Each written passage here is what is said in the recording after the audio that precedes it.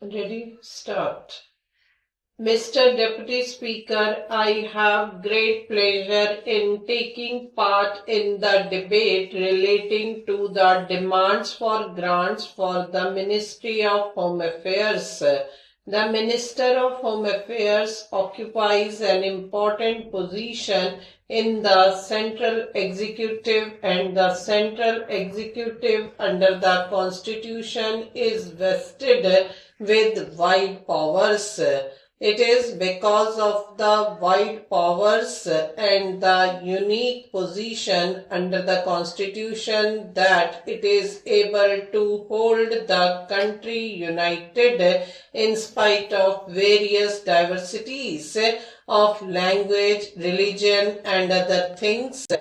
Therefore, this unique position should not be disturbed even when we think of amendment to the Constitution at any time. The Home Ministry had a difficult time during the year in retrospect. The whole country was in turmoil politically and economically. The articles of consumption were scarce, prices were soaring high, and there was large-scale black marketing and smuggling, and in this turmoil some opposition parties, I do not say all the opposition parties, but some of them campaigned civil disobedience in the whole country from the 29th June and paralyzed the government to subvert democracy and the Constitution.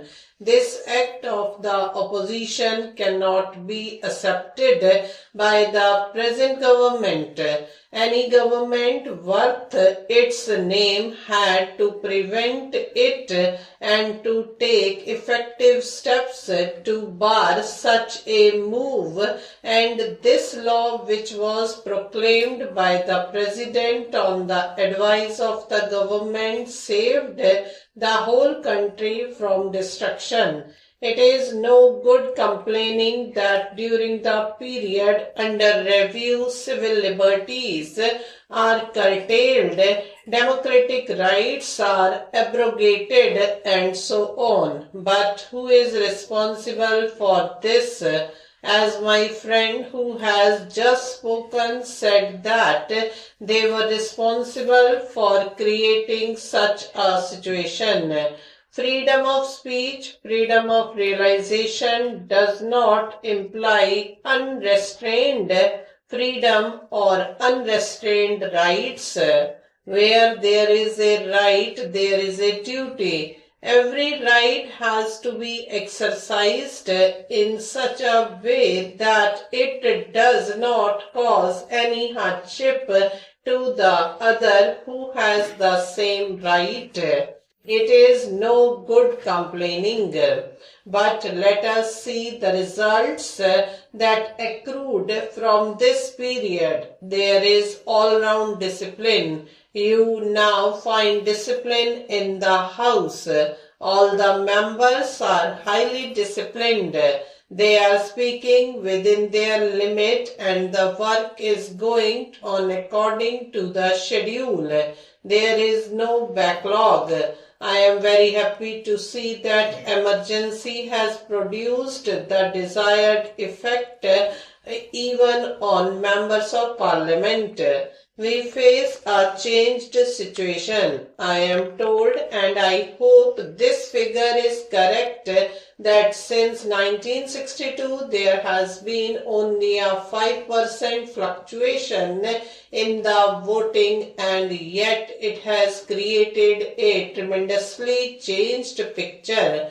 We are today not only in the government but in some states in the opposition. We have to create and we have to show good standards of democratic functioning. We have to deal and work with the opposition wherever they work for the good of the country, wherever we feel that they are going in the right direction.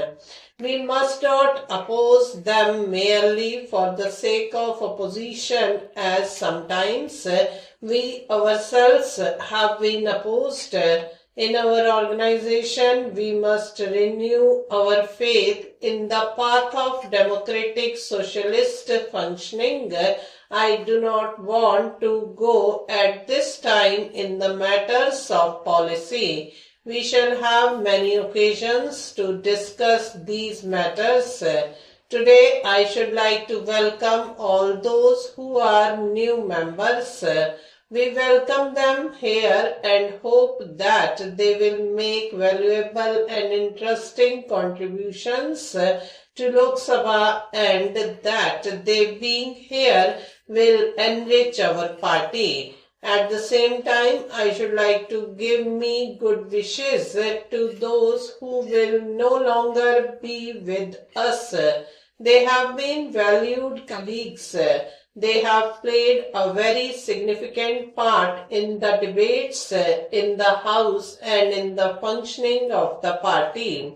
We shall miss these familiar faces and we hope that no matter where they are or what work they are doing, their advice will always be available and that they will keep up their interest in the affairs of the party. Much work has to be done not only in the legislature but at all events.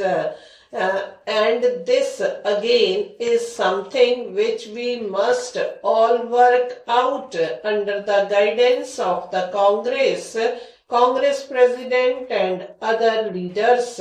When I got up, I had many things to say to you, but I must confess that I am so moved that I have no words really except to thank you once again for the confidence which you have placed in me. I should like to tell you that this burden is a tremendous burden. And it is a burden which cannot be borne by one person alone, not even by one person and a few colleagues in the cabinet, but by the entire party here and the entire party all over the country. We must treat these problems as our problems. As I said, we have made a good beginning. Let us not hesitate to give advice or suggestion. Let no one feel isolated. When I got up, I had many things to say to you, but I must confess that I am so moved that I have no words really except to thank you once again for the confidence which you have placed in me. Stop.